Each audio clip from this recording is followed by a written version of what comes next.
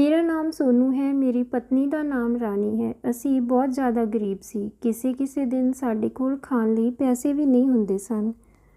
ਮੇਰੀ ਪਤਨੀ ਇੱਕ ਹੋਟਲ ਵਿੱਚ ਸਾਫ਼ ਸਫਾਈ ਦਾ ਕੰਮ ਕਰਦੀ ਸੀ। ਮੈਂ ਇੱਕ ਹਸਪਤਾਲ ਵਿੱਚ ਵਾਰਡ ਬੁਆਏ ਦਾ ਕੰਮ ਕਰਦਾ ਸੀ। ਅਸੀਂ ਘਰ ਦਾ ਕਿਰਾਇਆ ਵੀ ਦੇਣਾ ਹੁੰਦਾ ਸੀ। ਸਾਡੇ ਵਿਆਹ ਨੂੰ 3 ਸਾਲ ਹੋ ਗਏ ਸਨ, ਪਰ ਸਾਡੇ ਹਾਲਾਤ ਠੀਕ ਨਹੀਂ ਚੱਲ ਰਹੇ ਸਨ।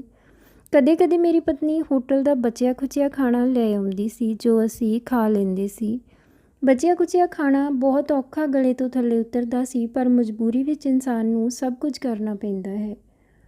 ਹਾਲਾਤ ਬਹੁਤ ਬੁਰੇ ਹੋ ਚੁੱਕੇ ਸਨ। ਘਰ ਦੇ ਖਰਚੇ ਵੀ ਸਾਡੀਆਂ ਤਨਖਾਹਾਂ ਨਾਲ ਪੂਰੇ ਨਹੀਂ ਹੁੰਦੇ ਸਨ। ਮੈਂ ਬਹੁਤ ਜ਼ਿਆਦਾ ਪਰੇਸ਼ਾਨ ਹੋ ਗਿਆ ਸੀ, ਪਰ ਗਲਤ ਤਰੀਕੇ ਨਾਲ ਪੈਸੇ ਨਹੀਂ ਕਮਾਉਣਾ ਚਾਹੁੰਦਾ ਸੀ। ਹਸਪਤਾਲ ਵਿੱਚ ਬਹੁਤ ਗੈਰ ਕਾਨੂੰਨੀ ਕੰਮ ਹੋ ਰਹੇ ਸਨ, ਜਿਨ੍ਹਾਂ ਰਾਹੀਂ ਮੈਂ ਵੀ ਪੈਸਾ ਕਮਾ ਸਕਦਾ ਸੀ, ਪਰ ਮੈਂ ਅਜਿਹਾ ਕੁਝ ਨਹੀਂ ਕਰਨਾ ਚਾਹੁੰਦਾ ਸੀ। ਅਸੀਂ ਦੋਨੋਂ ਜ਼ਿਆਦਾ ਪੜ੍ਹੇ ਲਿਖੇ ਨਹੀਂ ਸੀ। ਇੱਕ ਦਿਨ ਕੁਝ ਅਜਿਹਾ ਹੋਇਆ ਜੋ ਮੈਂ ਸੋਚ ਵੀ ਨਹੀਂ ਸਕਦਾ ਸੀ। ਇੱਕ ਦਿਨ ਆਪਣੀ ਪਤਨੀ ਕੋਲ ਬਹੁਤ ਸਾਰੇ ਪੈਸੇ ਦੇਖੇ। ਉਸ ਦਿਨ ਪਹਿਲੀ ਤਰੀਕ ਵੀ ਨਹੀਂ ਸੀ ਜੋ ਉਸ ਨੂੰ ਤਨਖਾਹ ਮਿਲੀ ਹੋਵੇ। ਫਿਰ ਉਸ ਕੋਲ ਇੰਨੇ ਪੈਸੇ ਕਿੱਥੋਂ ਆਏ? ਮੈਂ ਹੈਰਾਨ ਰਹਿ ਗਿਆ ਸੀ, ਪਰ ਉਹ ਮੈਥੋਂ ਛੁਪਾ ਰਹੀ ਸੀ। ਮੈਂ ਪੁੱਛ ਹੀ ਲਿਆ ਕਿ ਇੰਨੇ ਪੈਸੇ ਕਿੱਥੋਂ ਆਏ, ਤਾਂ ਉਹ ਕਹਿਣ ਲੱਗੀ ਕਿ ਨਹੀਂ ਤਾਂ ਅਜਿਹਾ ਕੁਝ ਨਹੀਂ ਹੈ। ਮੈਂ ਕਿਹਾ ਮੈਂ ਪੈਸੇ ਦੇਖ ਲਏ ਹਨ, ਝੂਠ ਬੋਲਣ ਦੀ ਜ਼ਰੂਰਤ ਨਹੀਂ ਹੈ। ਫਿਰ ਉਹ ਕਹਿਣ ਲੱਗੀ ਕਿ ਦਰਅਸਲ ਹੋਟਲ ਵਿੱਚ ਇੱਕ ਔਰਤ ਆਪਣਾ ਪਰਸ ਭੁੱਲ ਗਈ ਸੀ, ਇਸ ਲਈ ਮੈਂ ਉਸਦੇ ਪਰਸ ਵਿੱਚੋਂ ਪੈਸੇ ਕੱਢ ਲਏ।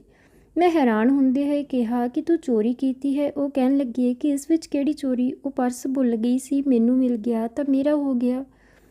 ਮੈਂ ਕਿਹਾ ਠੀਕ ਹੈ, ਹੋ ਸਕਦਾ ਹੈ ਉਹ ਔਰਤ ਕੱਲ੍ਹ ਆਪਣਾ ਪਰਸ ਲੈਣ ਆ ਜਾਵੇ। ਫਿਰ ਤੂੰ ਕੀ ਕਰੇਂਗੀ? ਤੂੰ ਇਹ ਪੈਸੇ ਸਾਰੇ ਵਾਪਸ ਕਰ ਦੇ, ਮੈਨੂੰ ਕੋਈ ਮਸਲਾ ਨਹੀਂ ਚਾਹੀਦਾ। ਮੈਂ ਉਸਨੂੰ ਕਿਹਾ ਕਿ ਕੱਲ੍ਹ ਇਹ ਪੈਸੇ ਮੈਨੇਜਰ ਨੂੰ ਦੇ ਦੇਵੀਂ। ਉਹ ਮੰਨ ਗਈ ਅਤੇ ਅਗਲੇ ਦਿਨ ਉਸਨੇ ਉਹ ਪੈਸੇ ਵਾਪਸ ਕਰ ਦਿੱਤੇ।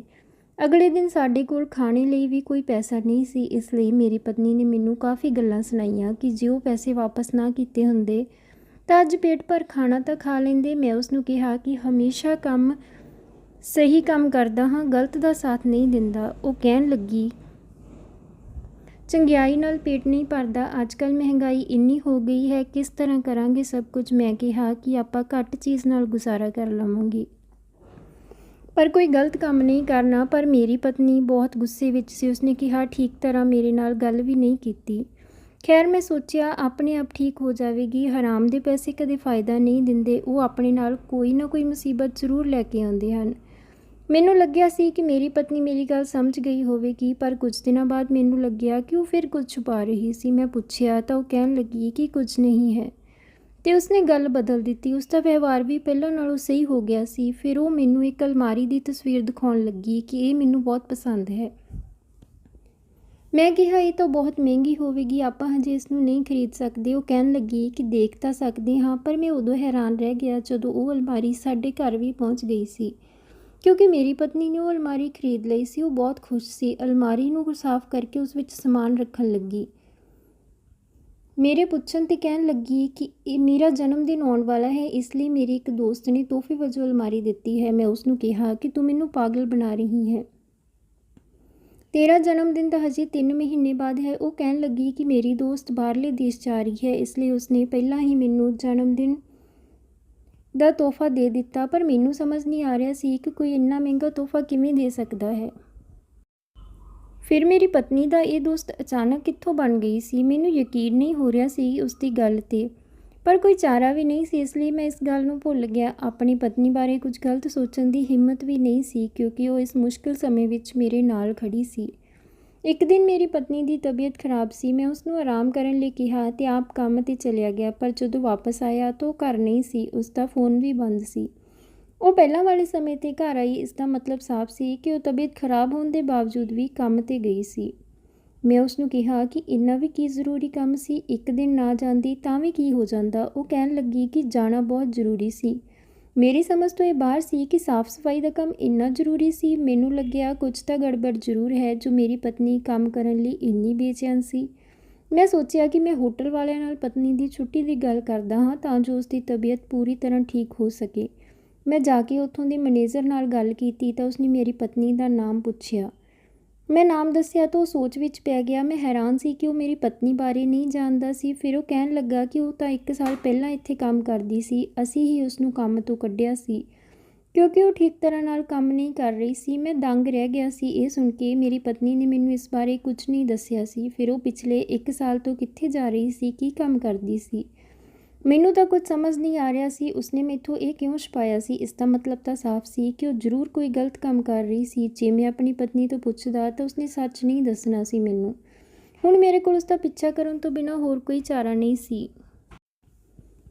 ਇਸ ਲਈ ਮੈਂ ਅਗਲੇ ਦਿਨ ਘਰੋਂ ਕੰਮ ਲਈ ਨਿਕਲ ਗਿਆ, ਪਰ ਥੋੜ੍ਹੀ ਦੂਰੀ 'ਤੇ ਪਤਨੀ ਦੇ ਘਰੋਂ ਬਾਹਰ ਨਿਕਲਣ ਦਾ ਇੰਤਜ਼ਾਰ ਕਰਨ ਲੱਗਾ। ਉਹ ਆਪਣਾ ਬੈਗ ਲੈ ਕੇ ਘਰੋਂ ਨਿਕਲੀ। ਮੈਂ ਉਸਦਾ ਪਿੱਛਾ ਕਰਨ ਲੱਗਿਆ। ਉਹ ਇੱਕ ਦੁਕਾਨ ਵਿੱਚ ਚਲੀ ਗਈ। ਉਸਨੇ ਉੱਥੇ ਕੋਈ ਚੀਜ਼ ਲਈ। ਫਿਰ ਉਹ ਇੱਕ ਜਗ੍ਹਾ 'ਤੇ ਖੜੀ ਹੋ ਗਈ। ਥੋੜ੍ਹੀ ਦੇਰ ਬਾਅਦ ਉਸਦੇ ਕੋਲ ਇੱਕ ਆਦਮੀ ਖੜਾ ਹੋ ਜਾਂਦਾ ਹੈ। ਉਹ ਆਦਮੀ ਉੱਥੇ ਖੜਾ ਕੁਝ ਦੇਰ ਖੜਾ ਰਹਿੰਦਾ ਹੈ। ਫਿਰ ਮੇਰੀ ਪਤਨੀ ਨੂੰ ਕੋਈ ਇਸ਼ਾਰਾ ਕਰਦਾ ਤਾਂ ਉਹ ਬੈਗ ਵਿੱਚੋਂ ਕੱਢ ਕੇ ਉਸਨੂੰ ਕੁਝ ਦੇ ਦਿੰਦੀ। ਫਿਰ ਮੇਰੀ ਪਤਨੀ ਨੂੰ ਪੈਸੇ ਮਿਲਦੇ ਸਨ। ਮੈਂ ਹੈਰਾਨ ਸੀ ਕਿ ਮੇਰੀ ਪਤਨੀ ਇਹ ਸਭ ਕੀ ਕਰ ਰਹੀ ਸੀ। ਇੰਨਾ ਤਾਂ ਮੈਂ ਸਮਝ ਗਿਆ ਸੀ ਕਿ ਉਹ ਕੁਝ ਵੇਚ ਰਹੀ ਸੀ, ਪਰ ਕੀ? ਮੈਂ ਰੁਮਾਲ ਤੇ ਐਨਕਾਂ ਨਾਲ ਆਪਣਾ ਮੂੰਹ ਢੱਕ ਲਿਆ ਤੇ ਮੈਂ ਉਸਦੇ ਥੋੜ੍ਹਾ ਪਿੱਛੇ ਜਾ ਕੇ ਖੜ ਕੇ ਕਿਹਾ, ਮੈਨੂੰ ਵੀ ਚਾਹੀਦਾ ਹੈ। ਉਸਨੇ ਮੇਰੇ ਹੱਥ 'ਤੇ ਉਹ ਚੀਜ਼ ਰੱਖ ਦਿੱਤੀ। ਮੈਨੂੰ ਕਿਹਾ ਕਿ 1000 ਰੁਪਏ। ਮੈਂ ਉਸਦਾ ਹੱਥ ਫੜ ਲਿਆ। ਉਹ ਘਬਰਾ ਗਈ। ਮੈਂ ਚਿਹਰੇ ਤੋਂ ਰੁਮਾਲ ਲਾਇਆ ਤਾਂ ਉਹ ਹੈਰਾਨ ਹੋ ਗਈ। ਮੈਂ ਉਸਨੂੰ ਕਿਹਾ ਕਿ ਇੱਥੇ ਕੀ ਕਰ ਰਹੀ ਹੈ? ਉਸਨੂੰ ਕੋਈ ਜਵਾਬ ਨਹੀਂ ਆ ਰਿਹਾ ਸੀ। ਮੈਂ ਉਸਨੂੰ ਕਿਹਾ ਕਿ ਚੁੱਪਚਾਪ ਮੇਰੇ ਨਾਲ ਘਰ ਚੱਲ। ਮੈਂ ਵੀ ਬਹੁਤ ਜ਼ਿਆਦਾ ਪਰੇਸ਼ਾਨ ਹੋ ਗਿਆ ਸੀ, ਕਿਉਂਕਿ ਜੋ ਚੀਜ਼ ਮੇਰੀ ਪਤਨੀ ਵੇਚ ਰਹੀ ਸੀ ਉਹ ਕੁਝ ਹੋਰ ਨਹੀਂ ਸਗੋਂ ਨਸ਼ਾ ਸੀ। ਮੇਰੀ ਪਤਨੀ ਗੈਰ ਕਾਨੂੰਨੀ ਧੰਦਾ ਕਰ ਰਹੀ ਸੀ। ਘਰ ਆ ਕੇ ਮੇਰੀ ਪਤਨੀ ਰੋਣ ਲੱਗੀ। ਫਿਰ ਕਹਿਣ ਲੱਗੀ ਕਿ ਹੋਟਲ ਵਿੱਚ ਮੈਂ ਚੋਰੀ ਕਰਨ ਦੀ ਕੋਸ਼ਿਸ਼ ਕੀਤੀ ਸੀ, ਇਸ ਲਈ ਮੈਨੂੰ ਕੰਮ ਤੋਂ ਕੱਢ ਦਿੱਤਾ ਗਿਆ। ਇਸ ਲਈ ਮਜਬੂਰਨ ਮੈਂ ਇਹ ਕੰਮ ਕਰਨਾ ਸ਼ੁਰੂ ਕਰ ਦਿੱਤਾ। ਮੈਂ ਆਪਣੀ ਪਤਨੀ ਨੂੰ ਉਹ ਸਮਾਨ ਵਾਪਸ ਕਰਨ ਨੂੰ ਕਿਹਾ ਤੇ ਨਾਲ ਹੀ ਕਿਹਾ ਕਿ ਜੇ ਤੂੰ ਇਹ ਕੰਮ ਨਾ ਛੱਡਿਆ ਤਾਂ ਮੈਂ ਤੈਨੂੰ ਛੱਡ ਦੇਵਾਂਗਾ। ਜੋ ਤੂੰ ਵੇਚ ਰਹੀ ਹੈ ਉਸ ਨਾਲ ਲੋਕਾਂ ਦੀ ਸਿਹਤ ਤੇ ਜ਼ਿੰਦਗੀ ਬਰਬਾਦ ਹੁੰਦੀ ਹੈ। ਤੈਨੂੰ ਸ਼ਰਮ ਆਉਣੀ ਚਾਹੀਦੀ ਹੈ ਕਿ ਤੂੰ ਕੁਝ ਪੈਸਿਆਂ ਲਈ ਨਾ ਜਾਣੇ ਕਿੰਨੇ ਘਰ ਬਰਬਾਦ ਕਰ ਰਹੀ ਸੀ। ਮੇਰੀ ਪਤਨੀ ਨੂੰ ਆਪਣੀ ਗਲਤੀ ਦਾ ਅਹਿਸਾਸ ਹੋ ਗਿਆ ਸੀ। ਉਸਨੇ ਮੇਰੇ ਕੋਲੋਂ ਮਾफ़ੀ ਮੰਗੀ। ਮੈਂ ਉਸਨੂੰ ਮਾफ़ ਤਾਂ ਕਰ ਦਿੱਤਾ, ਪਰ ਨਾਲ ਹੀ ਕਹਿ ਦਿੱਤਾ ਕਿ ਜੇ ਪੈਸੇ ਖਾਤਰ ਕੋਈ ਵੀ ਗਲਤ ਕੰਮ ਕੀਤਾ ਤਾਂ ਮੈਂ ਤੈਨੂੰ ਉਸੇ ਵਕਤ ਛੱਡ ਦੇਵਾਂਗਾ। ਪਰ ਮੇਰੀ ਪਤਨੀ ਸਮਝ ਚੁੱਕੀ ਸੀ, ਆਪਣੀ ਜ਼ਿੰਦਗੀ ਨੂੰ ਚੰਗਾ ਬਣਾਉਣ ਲਈ ਕਿਸੇ ਦੀ ਜ਼ਿੰਦਗੀ ਵਿੱਚ ਕੰਡੇ ਬੀਜਣੇ ਜ਼ਰੂਰੀ ਨਹੀਂ। ਇਸ ਤਰ੍ਹਾਂ ਸਾਨੂੰ ਕਦੇ ਵੀ ਸਕੂਨ ਨਹੀਂ ਮਿਲਦਾ। ਬਸ ਹਰ ਹਾਲ ਵਿੱਚ ਰੱਬ ਦਾ ਸ਼ੁਕਰਾਨਾ ਕਰਨਾ ਜ਼ਰੂਰੀ ਹੈ। ਤਾਂ ਦੋਸਤੋ, ਇਹ ਸੀ ਅੱਜ ਦੀ ਕਹਾਣੀ। ਉਮੀਦ ਕਰਦੇ ਹਾਂ ਤੁਹਾਨੂੰ ਪਸੰਦ ਆਈ ਹੋਵੇਗੀ। ਤਾਂ ਵੀਡੀਓ ਨੂੰ ਲਾਈਕ ਤੇ ਸ਼ੇਅਰ ਜ਼ਰੂਰ ਕਰ ਦਿਓ ਤੇ ਚੈਨਲ ਨੂੰ ਵੀ ਜ਼ਰੂਰ ਸਬਸਕ੍ਰਾਈਬ ਕਰਿਓ।